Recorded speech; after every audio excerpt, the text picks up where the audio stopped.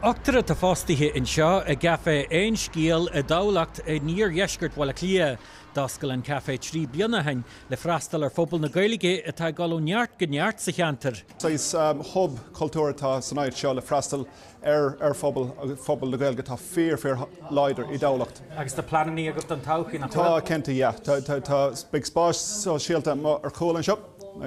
So sin áit méid an spás don éthe agus spás so síalta comá. So san áflíonn beag urlár nua a chur an sin agus mar an sibh an sin tá scibáil an sin freisin agus an íos tá going don cuid seo ná go méid is mion airclan ina méid aistóirí hálaachta lonathain agus beag golóir drámaíochtáin agus beag craobh de cóiltas ann beag gníomhíochtaí éagsúla le haig na báistí sa ceantar beag an diplóma sa Gaeilge beag sé bon an seo. Ba an seo sa caithfear a bhí tionál condaid ar siúla coiste ceantar a cliaad a chumnú na Gaeilge a gcóir le gaol phobal hálaachta inniu.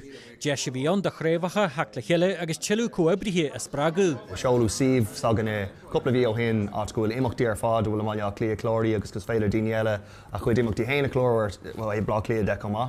Gus is tócha tá just an sin ó héamh takeí a thuirt an phobal mas mín lo a Gaeilge chuir chun cín I gnáiltaí nó thart tibal an phoblí té go mórcuid.